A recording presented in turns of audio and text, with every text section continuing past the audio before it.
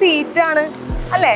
നമ്മൾ എപ്പോഴെങ്കിലുമൊക്കെ ജീവിതത്തിൽ ഇങ്ങനെ പറഞ്ഞിട്ടുണ്ടാവും ഇത് എന്തൊരു സീറ്റാണെന്ന്. ശരിക്കും ഒരു സ്റ്റീൽ കമ്പി എടുത്ത് ഒരു ബസ് സ്റ്റോപ്പിൽ വെച്ച് കഴിഞ്ഞാൽ അത് സീറ്റ് ആവുമോ?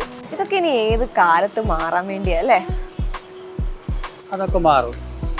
ഉടൻ മാറുമോ? ഉടൻ മാറാനുള്ള വഴികളായിട്ടുണ്ട്. ഇതാണ് നമ്മുടെ CS തിലകൻ ചേട്ടൻ, അഥവാ കൊടുങ്ങല്ലൂരുകാരുടെ വക്കാലത്ത് നാരായണൻകുട്ടി.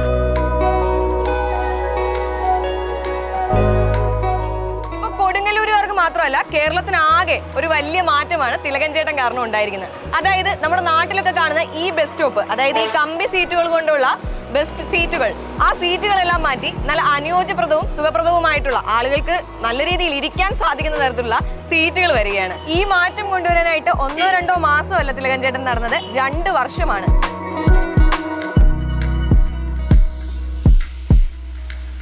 എൻ്റെ പേര് CS തിലകൻ. ഞാൻ കൊടുങ്ങല്ലൂർ അർബൻ കോപ്പറേറ്റീവ് ബാങ്കിൽ ഉദ്യോഗസ്ഥനായിരുന്നു. 2004 ഡെപ്യൂട്ടി ജനറൽ മാനേജറായിട്ട് റിട്ടയർ ചെയ്തു. ഇപ്പോൾ റിട്ടയർമെൻറ്റ് ജീവിതത്തോടൊപ്പം തന്നെ സാമൂഹ്യ സാംസ്കാരിക മേഖലകളിൽ സജീവമായി പ്രവർത്തിച്ചു വരുന്നുണ്ട്. ഫസ്റ്റ് സൈറ്റ് എനിക്ക് ഒരു വികാരം തോന്നിയത്, അങ്ങനെ ഒരു ഉരുണ്ട പൈപ്പിൽ നമ്മളോട് ഒരു സർക്കാർ സംവിധാനം അല്ലെങ്കിൽ തദ്ദേശ സ്വയംഭരണ സംവിധാനം പറയുന്നത് നമ്മളെ ഒന്നുമല്ല കളിയാക്കുക, അല്ലെങ്കിൽ നമ്മളെ എന്താ പറയണ്ടേ ഒന്നുമല്ലാത്ത രീതിയിലാക്കുക എന്നുള്ളൊരു തോന്നലാണ് ആദ്യം എനിക്ക് തോന്നിയത്.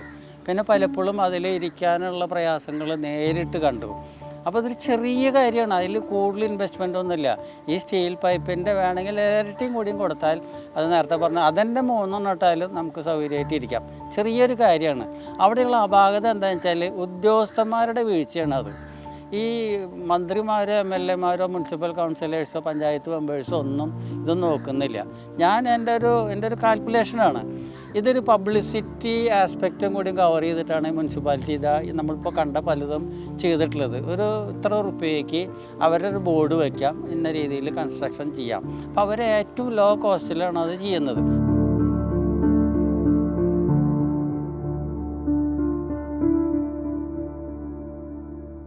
ഇത്തരം നിർമ്മാണം തന്നെ അശാസ്ത്രീയമാണ്.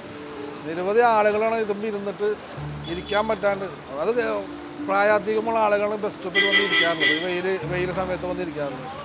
അവർക്ക് പലതും ഇരിക്കാൻ പറ്റാണ്ട് പലരും ആളുകൾ ആര് ഇതിന് നടപടിയെടുക്കും, ആര് ഇതിന് പ്രവർത്തിക്കും എന്ന് പറഞ്ഞുകൊണ്ടിരിക്കുന്ന സമയത്താണ് കൊടുങ്ങല്ലൂരിലെ സാംസ്കാരിക പ്രവർത്തനം എല്ലാ മേഖലകളും, സാംസ്കാരികം മാത്രമല്ല കൺസ്യൂമർ മേഖലയായാലും പി ഭാസ്കരൻ ഫൗണ്ടേഷൻ ഒരുപാട് മേഖലകളുണ്ട്. ആ മേഖലകളിൽ പല വിഷയങ്ങൾ ഉന്നയിക്കുന്നതോടൊപ്പം ഇത്തരം സംഭവങ്ങൾ CS തിലകൻ അധികാരികളെ ശ്രദ്ധയിൽപ്പെടുത്തിയത്. ഈ സീറ്റ് ഇതിന് പകരം ഇവിടെ ത്രിബിളായിരുന്നെങ്കിൽ ഇരിക്കാൻ കുറച്ച് സൗകര്യമായിരുന്നു, അല്ലെങ്കിൽ സീറ്റ് പോലെ ഇരിക്കാനും സൗകര്യമായിരുന്നു. ഇതിപ്പോൾ ഇരിക്കാനും പറ്റില്ല, കിടക്കാനും പറ്റില്ല. ഇരുന്ന് കഴിഞ്ഞാൽ നേരെ പിന്നിലേക്ക് ഞാൻ കണ്ടിട്ടുണ്ട്. 2 പേര് അപകടം കണ്ട് ഞങ്ങൾ ഹോസ്പിറ്റലിൽ കൊണ്ട്, നമ്മൾ മെഡിക്കൽ ഫീൽഡാണ്. ആ അപകടം ഞങ്ങൾ ഇരിക്കാതെ പറഞ്ഞു, കേട്ടില്ല, ഇരുന്നു മദ്യപിച്ചിട്ടുണ്ടായിരുന്നു, തല പൊട്ടി. അപ്പോൾ അങ്ങോട്ട് ഞങ്ങളെല്ലാവരും തീരുമാനിച്ചാണ് ഇതൊരു മാറ്റം വരണം. ഇദ്ദേഹം മുൻകൈ എടുത്തു, മിനിസ്റ്റർ പരാതി കൊടുത്തു, നടപടിയാകാൻ ഓർഡറായിട്ടുണ്ട്. വേഗം ചെയ്താൽ അത്രയും അപകടം കുറയ്ക്കാം. ഈ വിഷയം വന്നതിന് ശേഷം പല റിപ്പോർട്ടേഴ്സും ഇത് ബന്ധപ്പെട്ട വകുപ്പ് അല്ലെങ്കിൽ തദ്ദേശ സ്വയംഭരണ സ്ഥാപനത്തിലെ മെമ്പേഴ്സായിട്ടും മുനിസിപ്പൽ ചെയർപേഴ്സൺസൊക്കെ ആയിട്ട് സംസാരിച്ചപ്പോൾ അവർ പറഞ്ഞത് എന്താ വെച്ചാൽ രാത്രിയിൽ ഇത് ദുരുപയോഗം ചെയ്യുന്നുണ്ട്. വൃദ്ധർ, യാചകർ, മറ്റു നിലയ്ക്കുള്ള ദുർനടപ്പുകാർ അതൊക്കെ ദുരുപയോഗം ചെയ്യുന്ന അവിടെ കിടക്കുന്നു എന്നൊക്കെയാണ് അവർ പറയുന്ന ആരോപണം.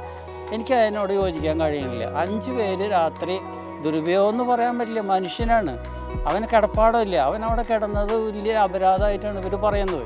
പിന്നെ അതിൽ വേറൊരു പ്രശ്നം കൂടിയുണ്ട്, കഞ്ചാവ് മാഫിയ അവരൊക്കെ അത് ഉപയോഗം ചെയ്യും. പക്ഷെ അതൊക്കെ തടയേണ്ടത് സർക്കാരിൻ്റെയും പോലീസിൻ്റെയും ഇതാണല്ലോ. എന്ന് വെച്ചിട്ട് 5000 ആളുടെ ഇത് ദുരിതം ആക്കുന്നതിൽ അർത്ഥമില്ല. കുറച്ച് നേരത്തെ ഒരു അമ്മ ഒരു കുഞ്ഞിനായിട്ട് ഇരിക്കുന്നുണ്ടായിരുന്നു. ആ സ്ത്രീക്ക് ഇരിക്കാൻ പറ്റാണ്ട് ഇഴുകിപ്പോകുന്ന രീതിയിലാണ് അവിടെ നിർമ്മിച്ചത്. അതൊക്കെ വളരെ തെറ്റായ രീതിയാണ്. ഈ സീറ്റിലേ ഒന്ന് പ്രായമായിട്ട് ഇരിക്കാൻ പറ്റണില്ല, ഇരിക്കുമ്പോൾ നടുവിന് പ്രശ്നങ്ങളുണ്ടല്ലോ. അപ്പോൾ അത് മാഷത് അധികാരികളെ ശ്രദ്ധപ്പെടുത്തിക്കൊണ്ട് ഇപ്പോൾ അതിനൊരു പരിഹാര മാർഗം ഉണ്ടാക്കിയിട്ടുണ്ട്. അതെന്തായാലും മാഷ ഒരു പോരാട്ടം തന്നെയാണ്. നമ്മളുടെ ടാക്സ് ഒക്കെ അടയ്ക്കണതല്ല, അപ്പോൾ പിന്നെ നമുക്ക് കുറച്ചും കൂടി കംഫർട്ടബിളായി ഇരിക്കാൻ പറ്റുന്ന ഇതേപോലത്തെ അല്ലാത്ത രീതിയിലുള്ള കംഫർട്ടബിൾ. ഇപ്പോൾ ഗർഭിണികൾക്ക് ഇപ്പോൾ പീരിയഡ്സ് ആയാലും ഇപ്പോൾ നമുക്ക് ഭയങ്കര ബുദ്ധിമുട്ടായിട്ട് വിശ്രമിക്കാനൊക്കെ ടൈം ഉണ്ടാകുമ്പോൾ ഇരിക്കുമ്പോൾ ഭയങ്കര ബുദ്ധിമുട്ടായിരിക്കില്ലേ ഇവിടെ.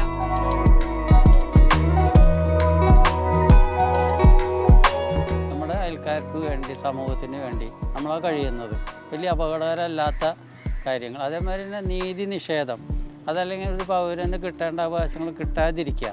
അപ്പോൾ അതൊക്കെ ന്യായമായ രീതിയിൽ അവകാശികൾ അല്ലെങ്കിൽ അധികാരികളുടെ മുമ്പിൽ അവതരിപ്പിച്ച് നേടിയെടുക്കുക.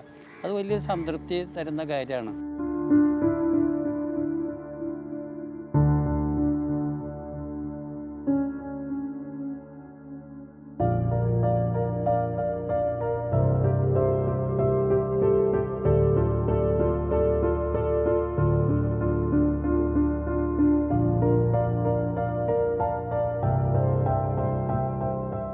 CS തിലകൻ കൊടുങ്ങല്ലൂരാകെ നിറഞ്ഞു നിന്ന സാംസ്കാരിക ഇതുപോലുള്ള മേഖലകളിലൊക്കെ വളരെ ആത്മാർത്ഥമായി പ്രവർത്തിക്കുന്ന ആളാണ്. രാവിലെ ഒരു ദിവസം പുലർന്നാൽ വൈകുന്നേരം വരെ ഈ നിഷ്കാമ കർമ്മം എന്നൊക്കെ പറയുന്ന ആ പ്രവൃത്തിയിൽ ഏർപ്പെട്ടിരിക്കുന്ന കക്ഷിയാണ്. പുള്ളിക്ക് സമൂഹത്തിനെക്കുറിച്ചുള്ള ആകുലതകളും വേവലാതികളുമാണ്.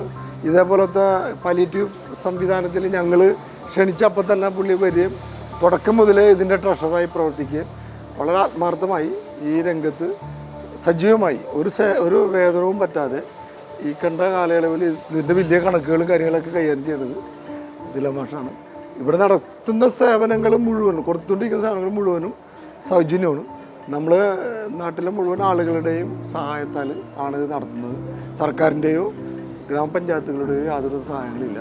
ഇതെല്ലാം മനുഷ്യരായിട്ടുള്ള ആളുകളുടെ, സാധാരണ മനുഷ്യരായിട്ടുള്ള ആളുകളുടെ സഹായത്താലാണ്. ഒരു മാസം 2.5-3 ലക്ഷത്തിൻ്റെ ഇടയിൽ വരുന്ന ചിലവുകൾ മുഴുവൻ നാട്ടുകാർ തരുന്ന പണം കൊണ്ട് നടത്തുന്നതാണ്.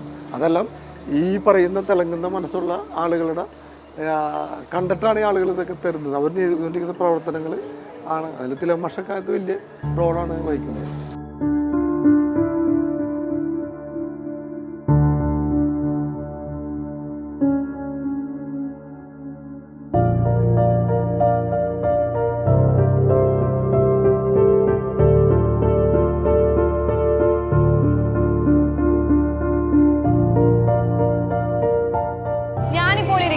തിലകൻ ചേട്ടൻ നിവേദനം കൊടുത്ത പ്രകാരം ലൊട്ടിലൊടുക്കൻ കമ്പികൾ കൊണ്ട് അവകാശപ്പെടുന്ന സീറ്റിംഗ് ഇല്ലേ, അങ്ങനെ അല്ലാത്ത ഒരു സീറ്റിംഗ് ഉള്ള ഒരു വെയിറ്റിംഗ് ഷെഡിലാണ്.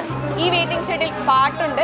ആളുകൾക്ക് എത്ര വേണമെങ്കിലും സ്വസ്ഥമായി ഇരിക്കാനും റെസ്റ്റ് എടുക്കാനും ഒക്കെയുള്ള സജ്ജീകരണങ്ങളുമുണ്ട്. തിലകൻ ചേട്ടനെ പോലെയുള്ള പലരെയും നമുക്ക് ആവശ്യമുണ്ട്. നമ്മൾ ചിരിച്ചുകൊണ്ടും പരിഹസിച്ചുകൊണ്ടും ട്രോളുകളാക്കിയും ഒക്കെ വളരെ നിസ്സാരമായി തള്ളിക്കളയുന്ന പലതും നമ്മളുടെ അവകാശങ്ങളാണെന്നാണ് തിലകൻ ചേട്ടൻ പറയുന്നത്. അത്തരത്തിലൊരു അവകാശം നേടിയെടുക്കുന്നതിൻ്റെ ഓട്ടത്തിലാണ് തിലകൻ ചേട്ടൻ.